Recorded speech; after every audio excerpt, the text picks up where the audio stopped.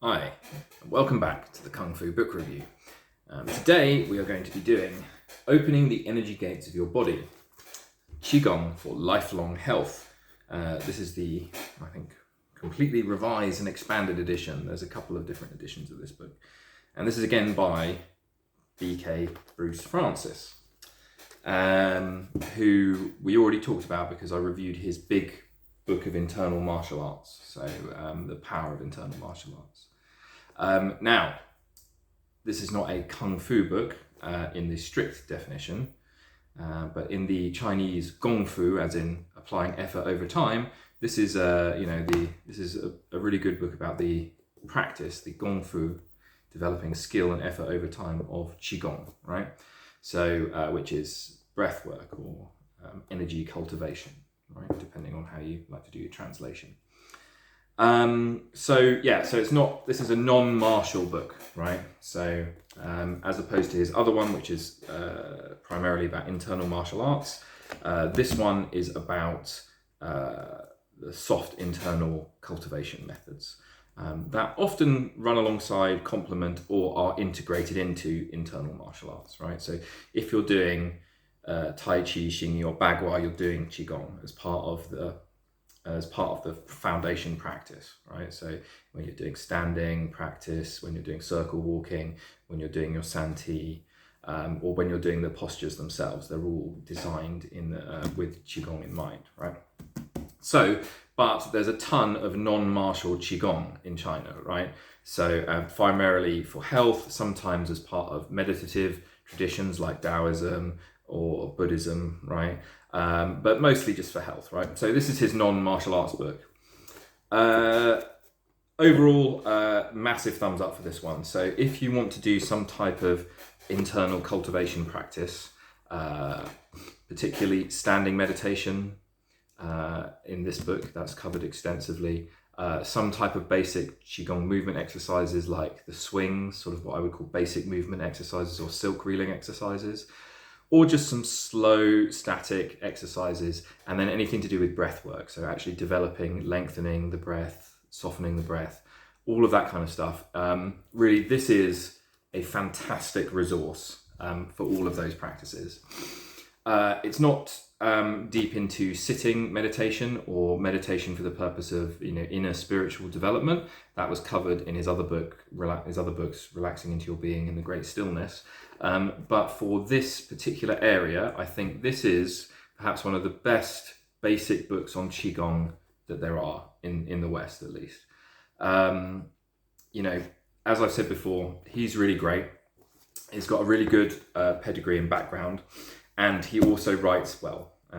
Does tend to, make things exaggerated and flare them up a little bit, but it captured at least my imagination and interest when I read it. So really, this was the first book that I read after I had been doing standing meditation for a little bit and some other Qigong postures. I read it and I was like, yes, this is what you're supposed to be doing, right? So very, very important book, I think, and one of the best books on standing meditation written. So, as we said before, who is B.K. Frantzis? Check the video on internal martial arts if you want to see his whole The Power of Internal Martial Arts. I think it was my second ever book that I reviewed for his full bio. Because it is extensive. And also in this book, there is a short bio focused mainly on his healing arts, but the bio that is in the other book is much, much longer and more expansive. To summarize quickly, he's done all sorts of stuff, right? So he started in Japanese martial arts, moved into Chinese ones, didn't look back, heavy emphasis on Bagua, circle walking, and became an inner gate disciple for one particular teacher. But he also did yoga for quite a bit, so for meditative purposes, as opposed to just, stretchy yoga. The real stuff rather than just the ladies at the gym stuff. Which is quite nice because in particular for this book, he compares and contrasts yoga compared to Taoist Qigong practices. So that's quite nice. So because there's quite a large audience out there that might be familiar with yoga. So it's really nice to have that comparison so you can say, oh, this is similar and this is different. So I like that part of the book. I thought that was quite strong. And he does keep it on point, right? So he keeps it focused on the breath work, the basic internal practice of dissolving. Actually, that's a huge plus to this book. I'll come back. I'll probably talk about that at length in a minute. Standing meditation, which is a huge chunk of the book, and it's really one of the best books about the standing alignments and how to perform standing meditation. Really, really good book there. A really, really good bit of the book. And then some, so he covers, the 3 swings. So sort of good warm-up type exercises. I use at least 1 or 2 of them quite regularly. And then he does cloud hands. So 1 Tai Chi posture, which he's just taken out of the form and said, I'm going to pull out that, I'm going to make it non-martial. So he's changed it a little bit, which is fine, because he's tried to make it, more yin, so it's modern style, without the, strong martial applications of cloud hands.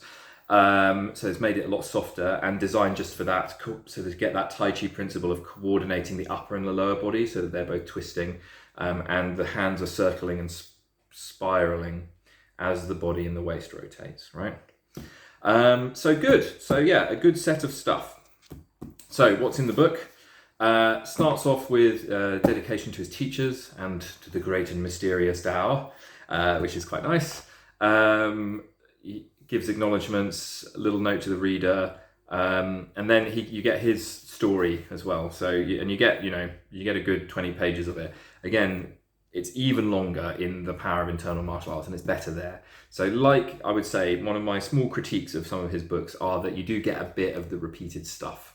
So for example, when we looked at the Great Stillness, not the Great Stillness, Relaxing into Your Being, there's some repeated information there about standing and about the dissolving method. But it's fine, right? Each book is enough information to stand alone, so I don't have a huge problem with repeating the core components and things like repeating your bio, because I think it's quite important to sell yourself in the industry. So so you get a good 15 pages or so of all about him and his journey, etc., with a little bit of a focus on the healing side as opposed to the kung fu stuff. Some really good stuff about some of the people he's trained with, so he's trained with like the greatest hits list of internal masters. So because you've got Morei Shiba, the founder of Aikido, Wang Shujin, like the massive tanky powerhouse of Bagua and Xingyi. Just great, and a bunch of other great teachers as well. And he trained directly with the Yang family, Yang Tai Chi as well, so only a little bit, but it's in there. Good. Okay, he talks a little bit about why he updated the edition and the new stuff you get, which is significant, right? It's not a small amount, so I don't know if it's worth buying an updated one if you have the older edition, because you get a few extra things, but I think you could work around it. So there's one point where me and him disagree, right? So because he's like a Qi true believer, right? So he's like, there is a energy that is exactly as described by Taoists, religious Taoists, it's a force that pervades the universe and etc., right? So as I've said before, I'm not a true believer in that sense. I am what you would call a Qi compatibilist, which is that we do experience funky feelings in the body. What those are, we don't have I do not have a name for it, so I call it Tao, right? So that we know that when we try and look directly for these things, that they're not there, but we do get these amazing feelings and experiences. So they are the guiding points, and what the teachers taught us is the true essence and the true method for how to cultivate your practice. But the people that invented this stuff lived in a pre-scientific age, right? They lived in an age before we could measure such things, before they knew what even electricity was, right?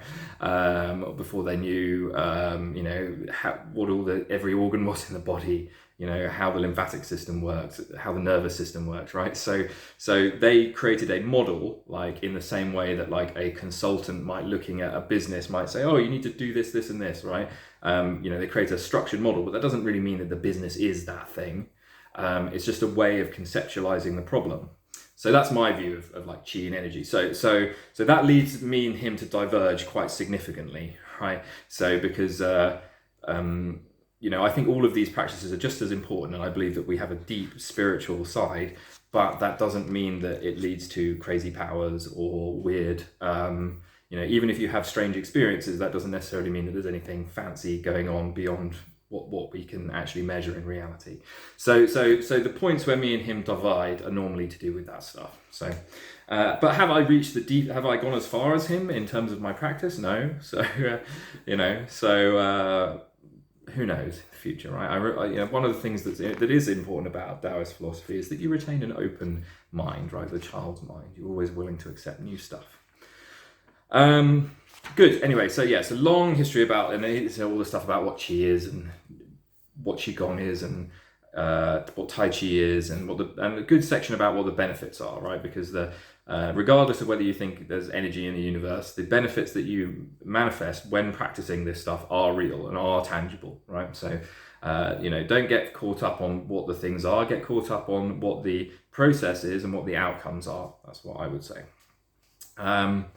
How does Qigong work? So he talks about how it works, and then there's this little bit, so because there's even a kind of acknowledgement in here that is like, well, it's to do with lymph and blood and nervous system, and like all these things kind of mesh together to give you that personal experience of, so when you get those tingly sensations, the blood flowing sensations, that sort of feeling of healthiness and vitality that you get when you practice Qigong, the opening up and the stretching of the soft tissues, and you can feel all that stuff in various different ways, and some of it you can't feel so good, so like you don't have nerves in your lymphatic system, but that sense of like, oh, I feel like flushed and full of, like my blood's gone around my body and I feel a bit healthier and happier, and like maybe when I started practicing I had a headache and I felt bad, and now I don't, right? So all of that stuff kind of coalesces into the feeling of your Qi, right? That's what a Chinese person would say. So he does actually talk a little bit about that. I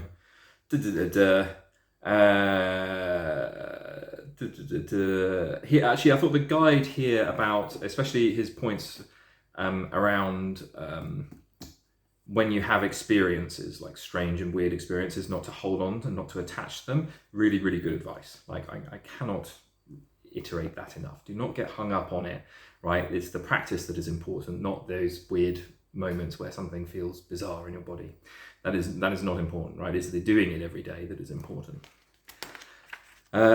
He told me, lots of other people told me, but I made the mistake of a lot of other people, but I try again to tell others. So a lot of stuff about Qigong theory, but then really the meat of it sort of kicks off. There's chapter 4, he goes into Qigong versus other exercises. So he sort of talks, you could use it as a warm-up for something else. I thought that was good. You could use it, and he talks, I think he has golf, weight training, and yoga as his like other comparatives, and how you could use it to support each of those. Absolutely true. I think there's a great thing to be said for, as somebody who lifts weights, and fairly heavy weights. I compete in like strongman events. So yeah, like heavy deadlifting, log press, farmers walks, etc. This kind of training is tough on your joints, tendons. Like, after a lot of grip training, you can feel all your tendons are tight and on, raging out. Ligaments as well, they get, you can get kind of crunchy in the elbow joint and that kind of thing, for lots of heavy pressing or bench pressing. And generally also you get damage in the muscles, right? So when we're training in our sort of high weight, low rep range, you have to squeeze as much as possible. It's very similar to hard Qigong. You're forcing a lot of blood into the muscles and you're causing muscle damage, right? You're tearing the muscles and you're recruiting as much as you can. So a yin practice at the end or on the day after this kind of thing to lengthen the tissues, stretch everything out, flush it with blood, encourage recovery.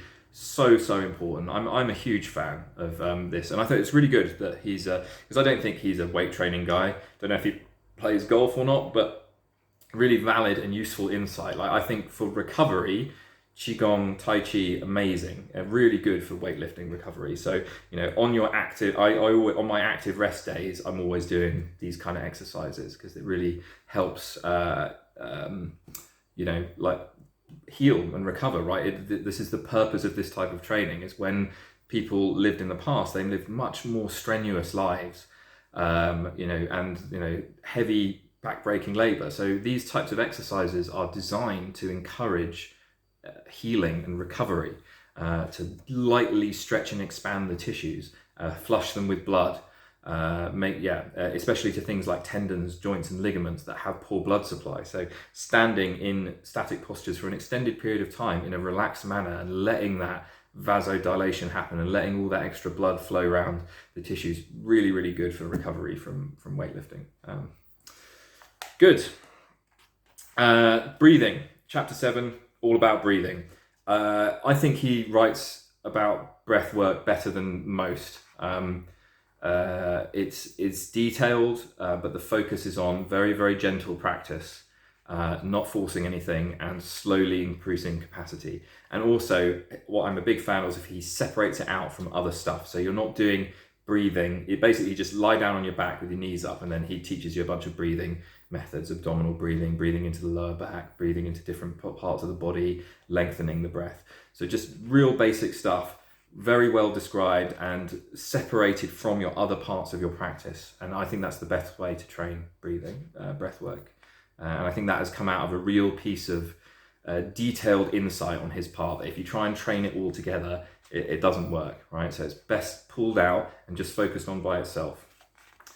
Then another really strong part is alignments. So alignments is the difference between sitting like this and sitting like this, right? So your body can sit in an optimal posture where everything is sort of open but not forced, right?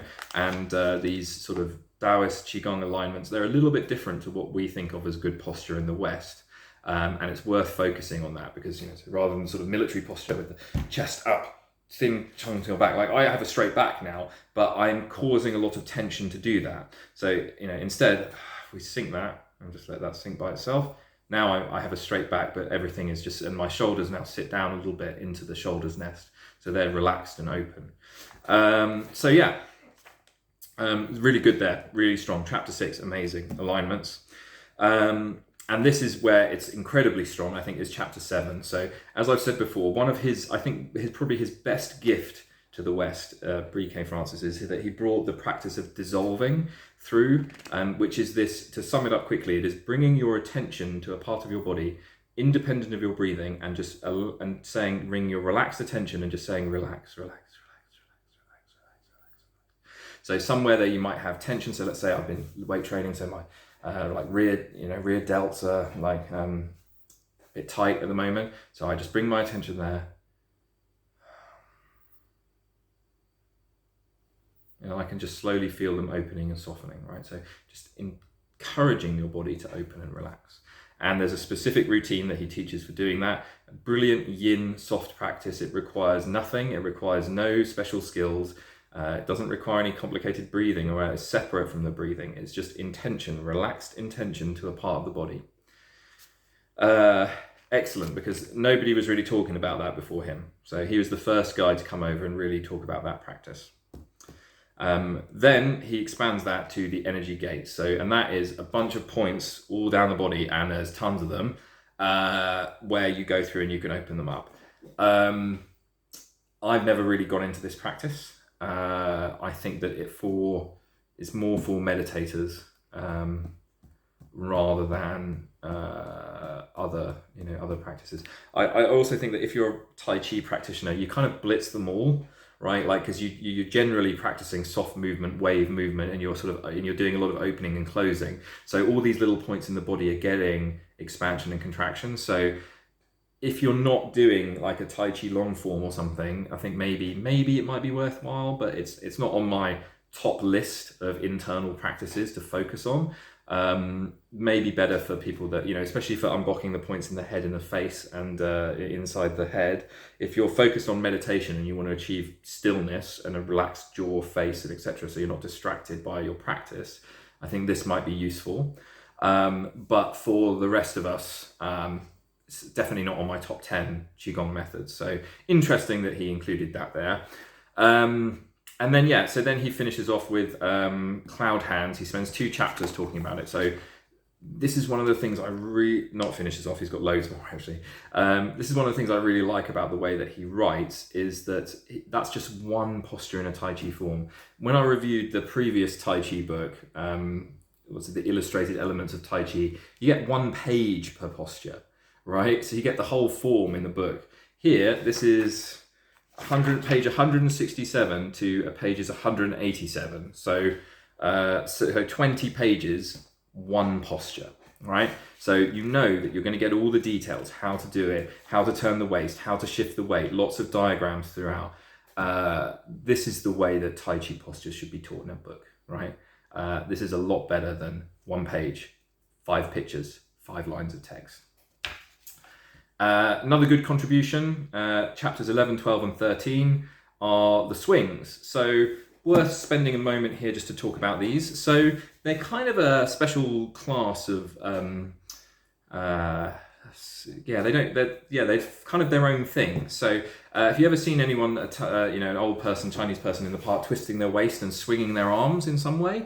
This is one of the swings, right? So there's numerous variations of these across Chinese internal practice.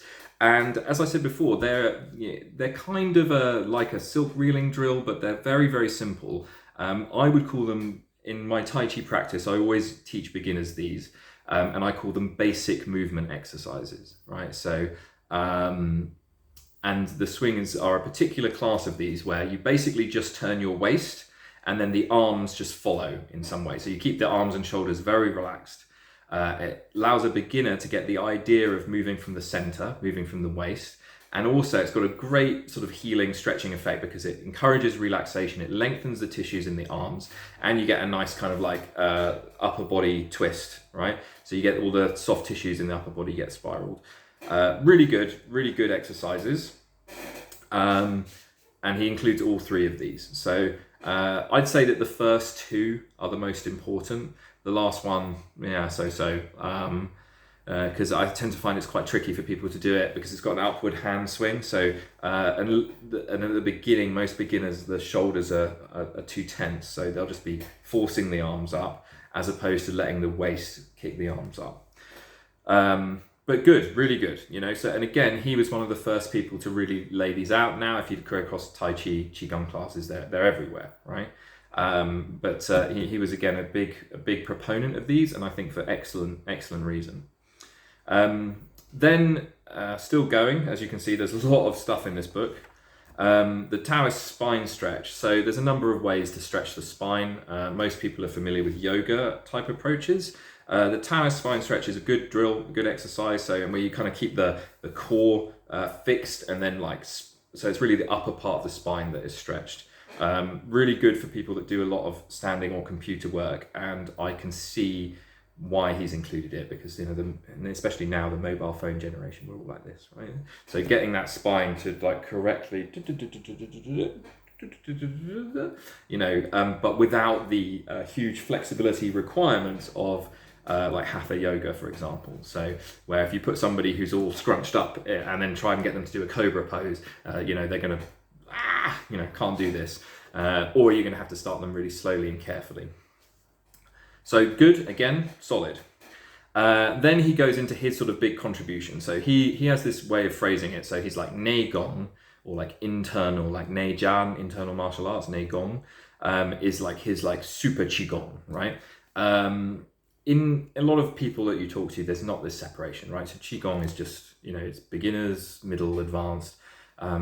Most people you talk to do also have this separate Shengong, which is like this spiritual work, which he also is sort of like, he keeps it as like, this is the super secret stuff. But basically, Nagong is his way of describing his system, right? Which is, it's good, it's a complete, in fact, I have not seen many others that are as complete. Maybe Mantak Chia's stuff as well, I would say, is that he has a very formalized system with lots and lots of layers. But he's got 16 key points, right? Which are all these different ways of, it's like stretching, breathing, spiraling, moving energy, front channel, back channel, etc. So and there's 16 of them, right? So, and when you've done all of that, you've basically covered the whole lot. So, and this is essentially it's a big sales piece for his courses, because his courses cover each of these bits, and he will focus on 1 or 2 components in each extra set of Qigong movements that he teaches in the courses. Fine, very good, and also a very complete description of all of these practices, which I think may have been linked together by him and his teacher. I don't know, because when I look at other people that teach, it tends just to be like, oh yeah, some of this, some of that, some of this. And you know, and it's not as formalized as his. So you might have a teacher that mostly does this sort of like water stuff similar to his, but then they'll just have like a crazy reverse breathing packing thing that they just like, yeah, I really like this. Like this really gets my chi cooking, and then like I like this practice. So it tends to be who they learn for and what they like, rather than he has this theoretical conceptual look at it, which is good, which is strong. But I think some of that formality is coming from him, right? Like rather than a lot of the Taoist teachers. Then to finish off, because we're already going quite long, appendices, right? Boy, do I love a good appendix, and he does not disappoint. So guidelines for practice, things that you shouldn't do Qigong wise, which just made me want to go and do them, but just don't, just listen, okay? Like just learn from others. be better than me, okay? I'm not even going to go into it, but like there are definitely Qigong practices that are not healthy for you if you overdo them, or you do them without a teacher, or even if you do them even a little, some of them, right? How to find a good teacher, good advice, yeah? Importance of correct practice, too much is too much, sensible things like that. Don't practice 8 hours a day, right? One posture, probably bad for you, right? Some stuff about how to sit in a chair well, where he got the material for the book, how he talked about the Chinese words in this book.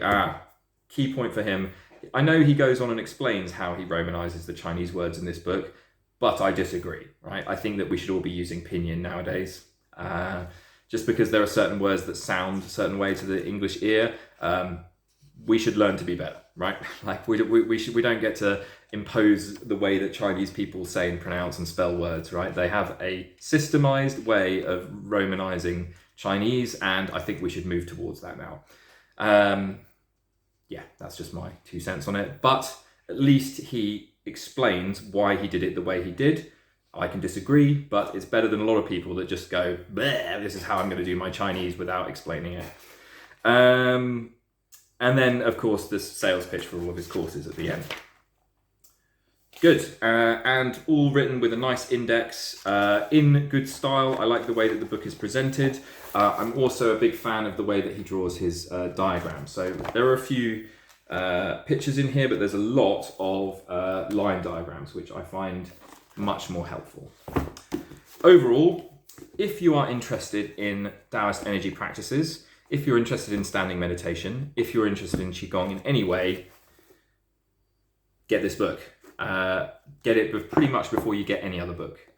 In particular, standing meditation and the dissolving practice, best described here than I think anywhere else. Good. Let me know if you want to review his other books. We've got The Great Stillness is his second meditation book, the deep meditation book. The Big Book of Tai Chi as well, and a couple of others of his I've got, I think. Good. Let me know if you want me to do other Qigong or meditation or Taoism, books about Taoism. Yeah, because I've got lots. Good. Please like, share, and subscribe. And I hope that you are all happy and healthy with lots and lots of Qi. All the best.